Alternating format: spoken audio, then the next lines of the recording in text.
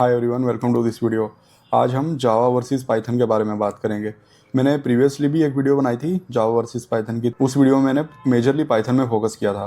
Python AI में prefer की जाती है और फ्यूचर में एआई की डिमांड ज़्यादा होने वाली है, इसीलिए मैंने सजेस्ट किया था कि पाइथन एक काफ़ी अच्छी चॉइस हो सकती है अगर आप एआई में जाना चाहते हो। बट रिसेंटली कुछ ऐसी जॉब ओपनिंग्स आ रही हैं एंड कुछ ऐसा ट्रेंड दिख रहा है जिसमें जावा भी एक स्ट्रॉन्ग डोमिनेंस शो कर रही है। तो इस वीडियो में डिस्कस करते हैं कि जावा एंड पाइथन में आपको क्या चूज़ करना चाहिए एंड किस डोमेन में कौन सी लैंग्वेज ज़्यादा प्रेफर होती है। देखो, लास्ट में मैं आपको एक कंक्लूजन भी दूंगा, एक प्रॉपर आपको पाथ बताऊंगा। अगर मुझे एक कोडिंग लैंग्वेज चूज़ करनी होगी तो मैं कौन सी चूज़ करूंगा, उसके बारे में भी हम बात करेंगे। सबसे पहले जॉब्स की बात करते हैं। जॉब्स में एमएनसी में जावा प्रेफर होती है। देखो, एमएनसी बड़ी कंपनीज होती हैं, इनके प्रोडक्ट्स का इम्पैक्ट ज़्यादा होता है, बहुत ज़्यादा क्लाइंट्स होते हैं, तो इनको एक ऐसा सिस्टम चाहिए जो सिक्योर हो, स्केलेबल हो, सिक्योरिटी जिसमें ज़्यादा हो, एंड जो कोडिंग लैंग्वेज हो वो डिफाइंड वे में लिखी जाए। मतलब ऐसा नहीं है कि कोई नया एम्प्लॉय आएगा और वो कुछ भी कोडिंग लैंग्वेज में चेंजेस कर देगा और वो चेंजेस मर्ज हो जाएंगी, तो वो चीज़ एक्सेप्ट नहीं होती है एमएनसी में। इसलिए जावा यूज़ होती है।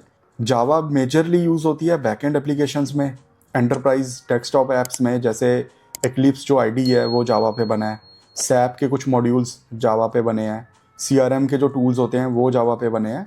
इवन जो मोबाइल ऐप्स हैं वो भी पहले जावा में बनती थी, मतलब जो एंड्रॉयड ऑपरेटिंग सिस्टम है वो पूरा जावा पे बना है। बट अब एंड्रॉयड ऐप्स के लिए कॉटलिन यूज़ होता है, जावा यूज़ नहीं होता। बट अगेन कॉटलिन जो है वो जावा पे ही बेस्ड है। देखो, एमएनसीज जो होती हैं वो डीएसए पे भी फोकस करती हैं। अब एक चीज़ यहाँ पे समझना इंपॉर्टेंट है कि जावा तो यूज़ हो रही है एमएनसी में, बट अगर आपको एमएनसी का इंटरव्यू क्लियर करना है तो डीएसए पे आपको सबसे ज़्यादा फोकस करना है। ये बहुत ज़्यादा इंपॉर्टेंट है। जैसे मैंने आपको बताया कि जावा बैकएंड डेस्कटॉप ऐप्स या एंटरप्राइज एप्लीकेशन के लिए यूज़ होता है, बट एमएनसी के और भी काफ़ी सारे प्रोडक्ट्स होते हैं, जैसे फ्रंट एंड होगा, मोबाइल ऐप्स होंगी, डेटा एनालिटिक्स का काम होगा, डेटा साइंस का काम होगा, तो वहाँ पे तो जावा यूज़ नहीं हो रही होगी। तो इसीलिए एमएनसीज जो होती हैं वो डीएसए पे फोकस करती हैं। अगर आप सीनियर प्रोफाइल के लिए अप्लाई कर रहे हो तो फिर सिस्टम आर्किटेक्ट का आपका एक राउंड होगा। अगर आपको जावा बहुत अच्छे से आती है, आपने बैकएंड डेवलपमेंट जावा में किया है बट आपको डीएसए नहीं आता, तो फिर एमएनसी का इंटरव्यू क्रैक करना आपके लिए बहुत डिफिकल्ट हो जाएगा। मतलब मेरे ओपिनियन में तो फिर क्लियर होगा ही नहीं एमएनसी का इंटरव्यू। और आप अगर डीएसए कर रहे हो तो मैं आपको सजेस्ट करूंगा कि जावा में डीएसए करना।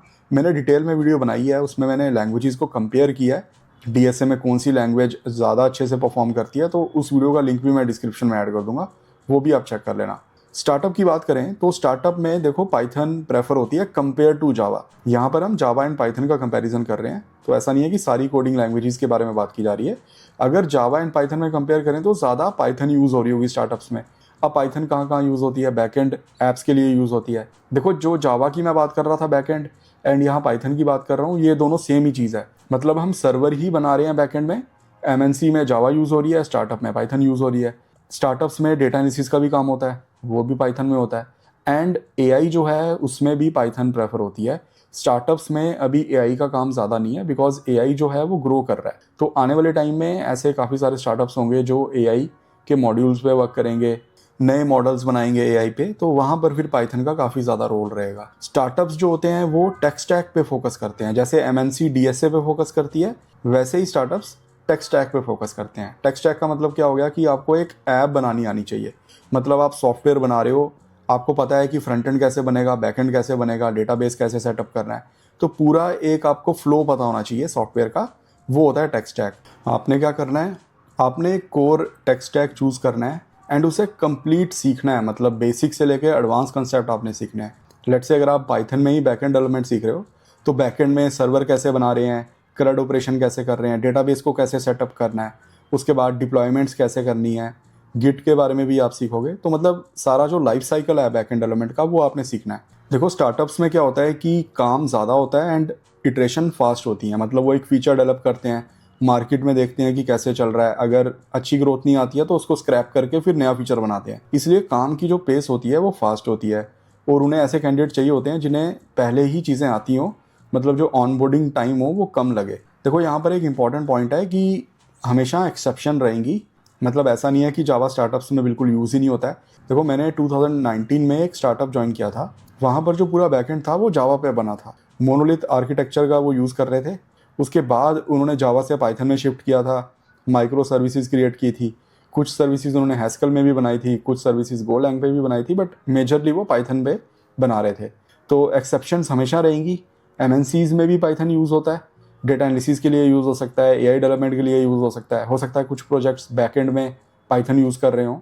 तो ऐसा कुछ भी हार्ड एंड फास्ट रूल नहीं होता है, बट एक जनरल जो ट्रेंड होता है वो यही होता है जो मैंने आपको बताया है।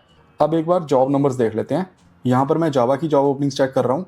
0 से 1 ईयर का एक्सपीरियंस मैंने सेलेक्ट किया है, तो अराउंड 10,000 प्लस जॉब ओपनिंग मेरे को दिख रही है।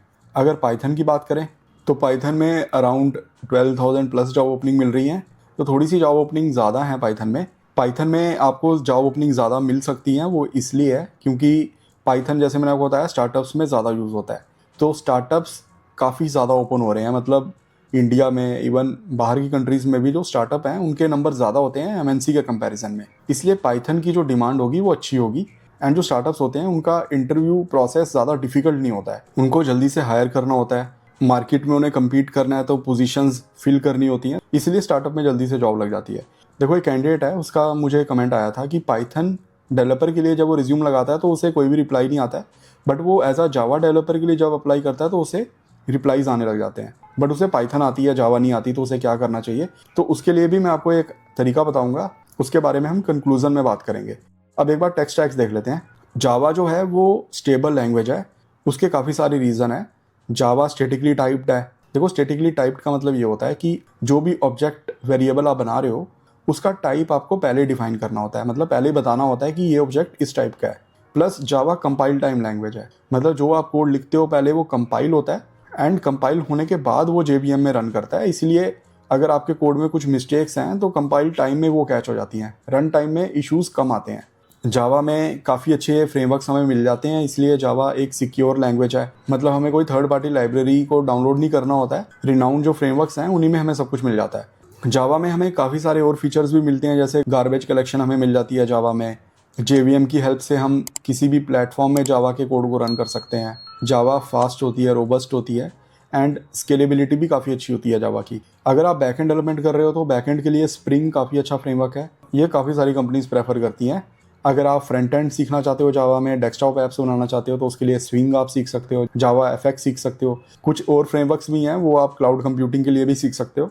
तो जावा में जितनी भी आपको लाइब्रेरीज मिल रही हैं, फ्रेमवर्क मिल रहे हैं, वो काफ़ी टाइम से इंडस्ट्री में एंड काफ़ी स्टेबल हैं वो।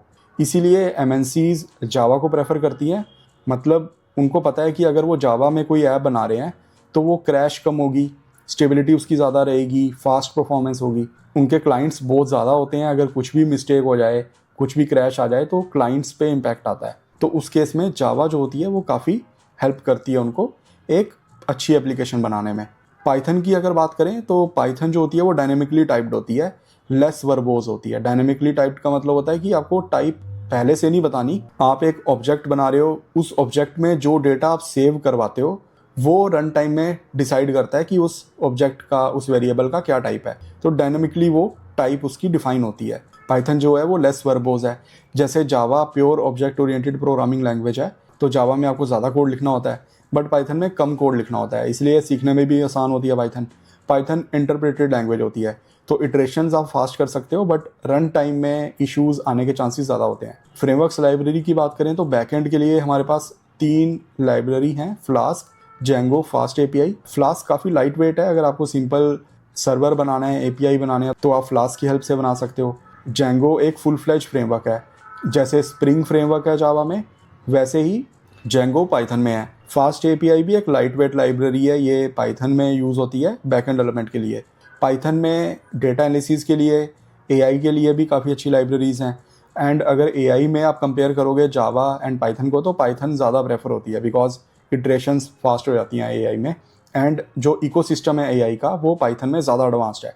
कम्युनिटी सपोर्ट एआई में ज़्यादा है पाइथन में, इसलिए कंपनीज पाइथन को प्रेफर करती हैं एआई डेवलपमेंट के लिए। डेटा एनालिसिस में भी पाइथन काफ़ी ज़्यादा यूज़ होती है, काफ़ी अच्छी लाइब्रेरीज हैं पाइथन में डेटा एनालिसिस के लिए। देखो अब मैं आपको कंक्लूजन दे देता हूँ।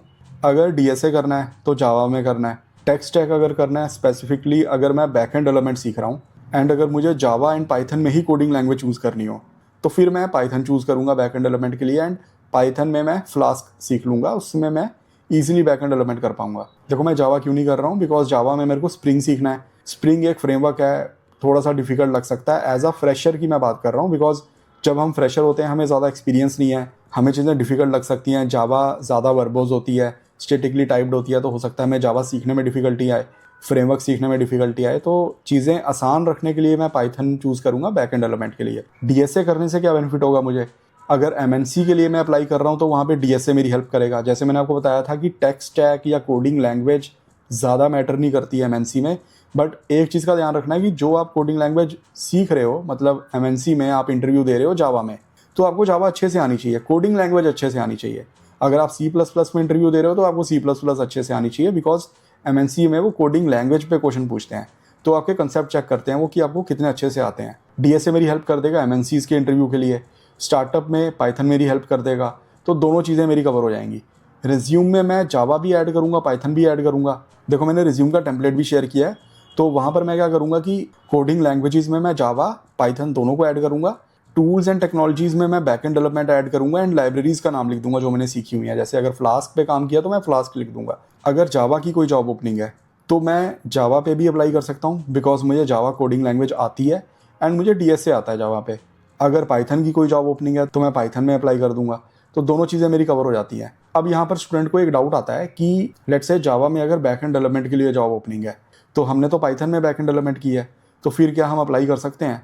देखो आप एज अ फ्रेशर अप्लाई कर रहे हो, तो होता क्या है कि जब आप एज अ फ्रेशर अप्लाई करते हो तो ज़्यादा एक्सपेक्टेशंस नहीं होती हैं आपसे। मतलब ऐसा नहीं होता है कि डे वन से आप प्रॉपर कोर एपीआई बना रहे हो जिसका इम्पैक्ट काफ़ी ज़्यादा है, तो स्टार्टिंग में आपको आसान ही काम दिया जाता है, आपको सीखने का भी टाइम दिया जाता है। इसीलिए एज अ फ्रेशर अगर जावा बैकएंड डेवलपर की जॉब ओपनिंग है, मुझे पाइथन में बैकएंड डेवलपमेंट आता है एंड जावा में मुझे डीएसए आता है, तो मैं फिर भी अप्लाई कर दूंगा, बिकॉज मुझे पता है कि कंपनी में जाने के बाद भी मैं सीख सकता हूँ स्प्रिंग फ्रेमवर्क, एंड इंटरव्यू के टाइम मैं बता सकता हूँ कि जावा मेरे को कोडिंग लैंग्वेज आती है एंड जावा में मुझे डीएसए आता है। वो जावा के रिलेटेड क्वेश्चन पूछ सकते हैं, अगर वो स्प्रिंग के रिलेटेड पूछेंगे तो ऑब्वियसली मुझे नहीं आते होंगे, बट मैं बैकएंड के कंसेप्ट्स उन्हें बता सकता हूँ। डेटाबेस के कंसेप्ट्स मुझे पता होंगे, माइग्रेशंस कैसे करते हैं, टेबल्स कैसे बनाते हैं, जॉइंस कैसे करते हैं, तो वो चीज़ें मैं उनको बता सकता हूँ। एपीआईज़ के बारे में बता सकता हूँ, CRUD ऑपरेशंस क्या होते हैं, रेस्ट एपीआईज़ क्या होते हैं, तो कंसेप्ट्स में मैं उन्हें एक्सप्लेन कर सकता हूँ। बट ऑब्वियसली स्प्रिंग फ्रेमवर्क के क्वेश्चंस मुझे नहीं आते होंगे। बट एज अ फ्रेशर मैंने जैसे आपको बताया कि इतना मैटर नहीं करेगा, बिकॉज आपसे एक्सपेक्टेशंस बहुत ज़्यादा नहीं होंगी। तो आई होप आप समझ गए होंगे कि इन दोनों कोडिंग लैंग्वेजेस में क्या डिफरेंस है, एंड कंक्लूजन भी आप ठीक से समझ गए होंगे। ये मेरा कंक्लूजन है, हो सकता है आपको बैकएंड डेवलपमेंट जावा में ही करनी हो तो आप जावा भी चूज़ कर सकते हैं, कुछ इशू नहीं है। मैंने पाइथन इसलिए चूज़ किया है बिकॉज पाइथन आसान है, एंड एज अ फ्रेशर मैं अगर आसान चीज़ें सीखूंगा तो मेरा टेक स्टैक कंप्लीट हो जाएगा, मुझे ज़्यादा टाइम नहीं लगेगा, ज़्यादा स्ट्रगल नहीं होगी। विद एक्सपीरियंस हमें मल्टीपल कोडिंग लैंग्वेजेस सीखनी होती हैं। एज अ बैकएंड डेवलपर अगर आपका 5 साल का एक्सपीरियंस है तो फिर आपको स्प्रिंग भी आता होगा एंड आपको जैंगो भी आता होगा, मतलब आपको मल्टीपल फ्रेमवर्क्स आते होंगे। विद एक्सपीरियंस अगर आप इंटरव्यू दे रहे हो जावा बैकएंड का, तो इंटरव्यूअर एक्सपेक्ट करेगा कि आपको स्प्रिंग फ्रेमवर्क आता होगा। तो इसीलिए फ्रेशर की जो एक्सपेक्टेशंस हैं एंड एक्सपीरियंस्ड डेवलपर की जो एक्सपेक्टेशंस हैं वो डिफरेंट होती हैं। अगर आपके कुछ डाउट्स हैं या कुछ चीज़ समझ में नहीं आई है तो आप ज़रूर कमेंट करना। अभी तक अगर आपने चैनल को सब्सक्राइब नहीं किया तो सब्सक्राइब भी कर लेना।